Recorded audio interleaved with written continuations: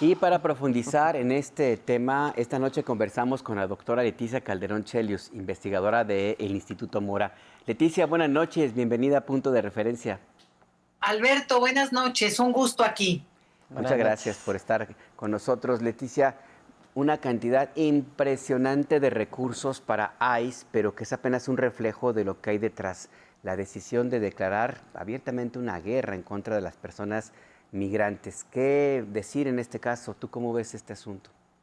Y no solo es la parte que tiene que ver con migración, Alberto, sino también la otra parte destinada en términos presupuestales más grande es a la protección de la frontera. Y eso tiene que ver con militarizar y pues el presupuesto de Estados Unidos está fuertemente cargado siempre a la parte bélica. Y en ese sentido, pues ahora trasladan este enfoque a la frontera con el asunto de la seguridad. Ese es el argumento y pega políticamente. Y entonces lo que vamos a ver, por ejemplo, es ya de entrada la contratación de 10,000 agentes nuevos que van a ir para la protección fronteriza, pero que también tiene que ver, obviamente, con lo mismo que es la parte de la migración. Entonces, realmente sube el tono. Este es un logro político muy fuerte para Donald Trump, porque de hecho en esto se basa todo el resto de su política, por lo menos para los próximos 2 años, que tienen que ver con mostrar un éxito en términos de detenciones que se calculan y querrían ser para ellos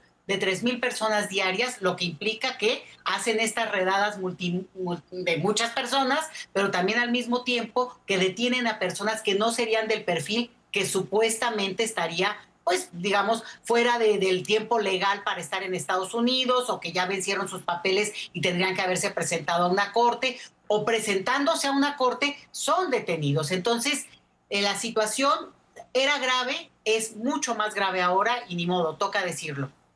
Toca decirlo, Leticia Calderón, buenas noches, te saluda Azul Alzaga. Hemos comentado en diversas ocasiones, en diversos momentos de Estados Unidos respecto al tema migratorio, que tú lo vives con mucha profundidad a nivel de investigación, de contacto con personas migrantes y con instituciones y colectivos y etcétera. Estás muy empapada de ese asunto.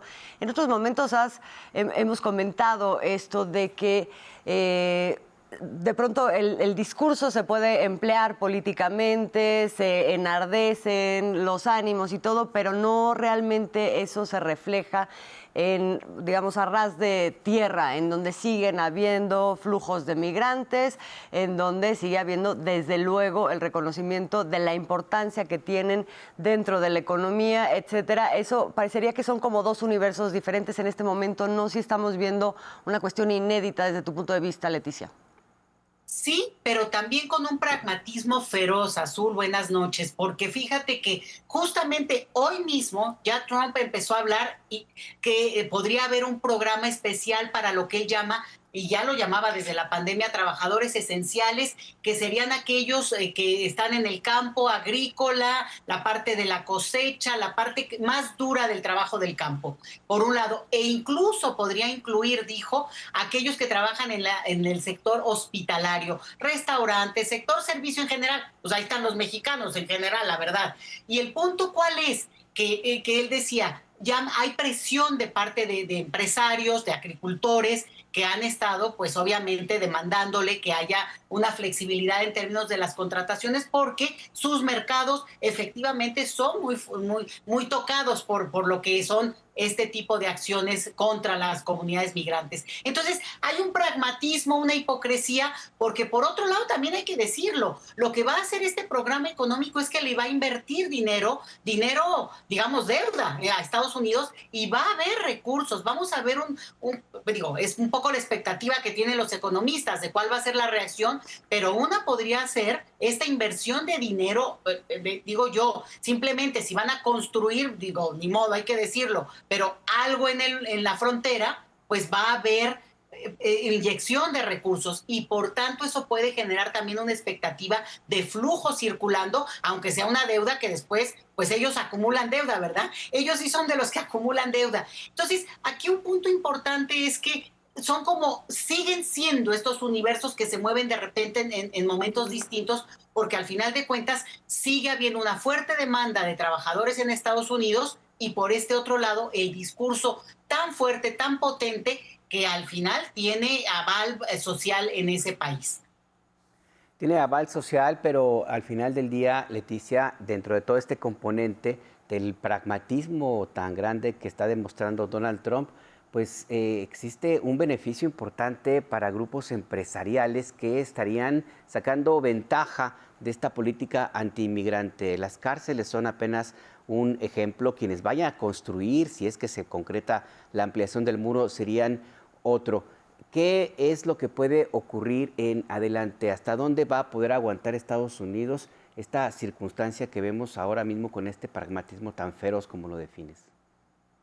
Pues como yo decía, Alberto, es delicado porque yo creo que por lo menos en un primer momento, y me refiero al próximo año, y el próximo año, la economía de Estados Unidos va a tener una inyección de recursos muy importantes por la vía de este cambio que hicieron en el presupuesto. Hay claros perdedores, hay un sector de los pobres estadounidenses que, por cierto, incluye a un sector muy amplio de anglosajones, por decirlo de esa manera, que van a ser fuertemente afectados por estos recortes a los programas sociales que ellos tienen para esos sectores. Pero al mismo tiempo, pues obviamente esta inyección de recursos va a permitir que se muevan algunas escalas económicas de manera importante. Entonces, lo que vamos a ver, y también México podría aprovechar de eso, o sea, también empezar a ver, porque nosotros estamos fuertemente atados a la economía estadounidense, entonces por ahí ver también cuál es el punto en el cual esas economías pueden y se van a mover en ese país. Entonces,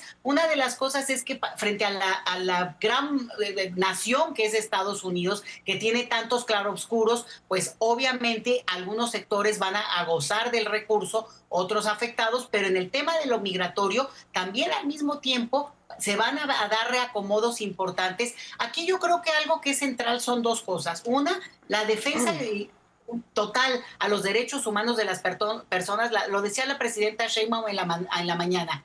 Una cosa es que puedan querer detener a nuestros paisanos, vaya, vamos a decirlo así, y otra que es preferible en todo caso que se les deporte, porque abrieron ya esta cárcel en Florida, esta cárcel que promete ser un lugar horroroso en términos de una detención que realmente viola los derechos humanos. Ustedes lo decían en la nota, que ni siquiera dejan entrar ahí a los mismos legisladores, que es su derecho entrar y tomar nota, digamos, de cómo están viendo el lugar. Eso no se ha permitido y por tanto estamos hablando de cosas extremas incluso para la cultura política estadounidense, que tiene esta pugna siempre entre un bando y el otro. Entonces, en este escenario, pues hay momentos, claro que las personas son las que tienen que decidir, pero hay un llamado a que en todo caso, en lugar de ser detenidos en una circunstancia así o deportados a lugares tan lejanos, hablaban hoy de Sudán, por ejemplo, que Estados Unidos tiene un acuerdo. Bueno, ¿de qué estamos hablando? Ya ni siquiera es una posibilidad de decir una persona está detenida unos días y de repente pues es deportada a México. Pues es tremendo, esa situación es tremenda, pero no es lo mismo que den cuenta de estas situaciones que pueden ser totalmente impensadas, ¿no? ¿Dónde está ese país al que se llevaron a un familiar, a un ser querido? Entonces, yo creo que frente a esto sí se tiene que alzar mucho la voz. Y la otra es que al final de cuentas también yo creo que ya tendrían que estar dándose las demandas millonarias que las personas que han sido afectadas, tal vez no las personas sin documentos, pero muchos residentes con documentos en Estados Unidos de origen mexicano, ciudadanos estadounidenses de origen mexicano que por perfil racial han sido afectados, deben de poner demandas millonarias. Ya hay ahí casos, pero tienen que llenar eso, digamos, esas denuncias, toda la voz que representa, pues también algo que les duele mucho a los estadounidenses, y es el bolsillo, ahí directamente. Eso creo que también podría ser una demanda que se tome mucho más en serio y no solamente por una u otra persona, porque requiere ayuda legal. No es una cosa que tampoco alguien por la libre puede hacer tan fácilmente. Por eso creo que es una acción más que puede ser protegida, avalada también por algunos sectores, por algunos grupos y activismos sociales. Sobre todo activismos sociales, porque se requiere también dinero. Pues parte de lo que probablemente estaremos viendo. Leticia Calderón, muchísimas gracias por estos minutos y esta visual que nos haces de tu interpretación de lo que estamos viendo. Muchas gracias, buenas noches y buen fin de semana. Igualmente. Buenas noches. Muy buenas noches.